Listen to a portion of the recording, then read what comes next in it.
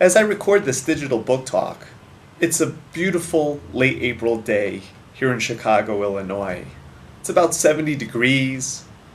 The trees are full of leaves. Flowers are popping up out of the ground. And everyone around me is exceedingly happy about the arrival of baseball season.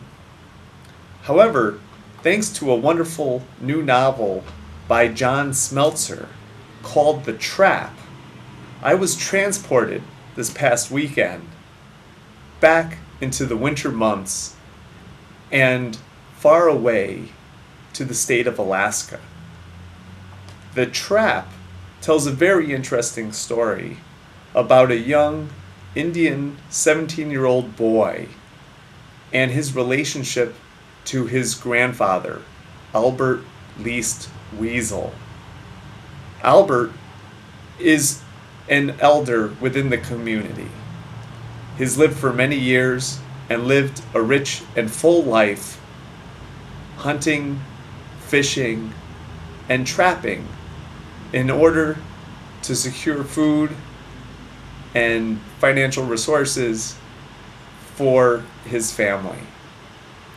When this novel begins, Albert Least Weasel is once again checking his traps. It's cold, below zero weather, lots of snow, and he's at the end of his day-long journey. Just as he's preparing to leave, however, he makes a tremendous error. He steps into one of his traps. And although he is not physically harmed by this, he is caught in a most unusual predicament. He is unable to escape from the trap because he is no longer strong enough to pry the trap open with his two hands. And consequently, he is left stranded in the middle of the Alaskan wilderness. Albert's grandson, Johnny, on the other hand, is at home with his grandmother. They are having dinner and doing the various things that they usually do. Watching a little television.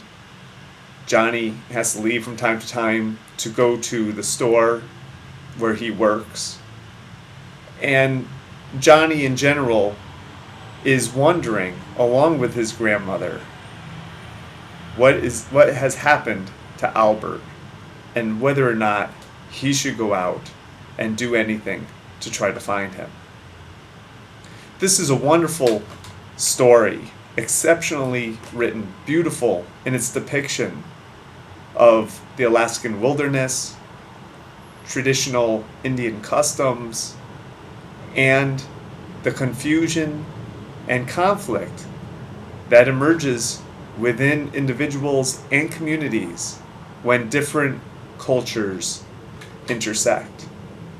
If you're looking for a delightful, relatively short read in the tradition of John Steinbeck's To Build a Fire, then The Trap is a wonderful book for you. And if you want to think a little bit more about relationships between different cultures at this time and the impacts that they make on one another, The Trap by John Smelcer is a wonderful place to start.